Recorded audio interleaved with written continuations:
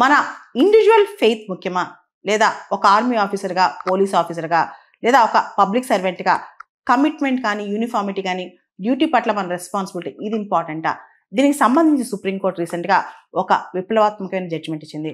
Lieutenant Samuel కమ్లేసన్ కేసులో supreme court ఈ తీర్పు ఇచ్చింది. అసలు ఈ కేసు బ్యాక్గ్రౌండ్ చూద్దాం. ఇతను ఆర్మీలో ఒక లెఫ్టినెంట్ అనమాట.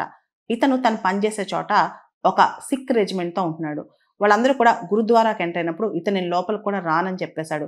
నేను ఒక ప్రొటెస్టెంట్ క్రిస్టియన్ని, నేను లోపలికి రాను, శాంక్టమ్ శాంక్టోరియం అంటే గర్భగుడిలోకి నేను రానని చెప్పేశాడు. అయితే డ్యూటీ ప్రకారం ఆ రెజిమెంట్ అందరూ కూడా ఒక కమిట్మెంట్తో వెళ్తూ ఉంటారు. అది చాలా సీనియర్ ఆఫీసర్స్ చాలా సందర్భాల్లో అతను కౌన్సిలింగ్ కూడా ఇచ్చారంట. వర్షిప్ చేయటం వేరు, సింబాలిక్ అటెండెన్స్ వేరు. నీకు వర్షిప్ చేయకపోయినా నీ ట్రూప్ కోసం, నీ లీడర్షిప్ కోసం, లేదా నీ కంటింజెంట్ కోసం నువ్వు వాళ్ళ లోపలికి వెళ్ళాలి అని చెప్పి. కానీ అతను నేను క్రిస్టియన్ని, నేను ఎక్కడికి వెళ్ళను, అది నా మతానికి విరుద్ధం అని చెప్పి చాలా ఆర్గ్యుమెంట్ చేశాడంట.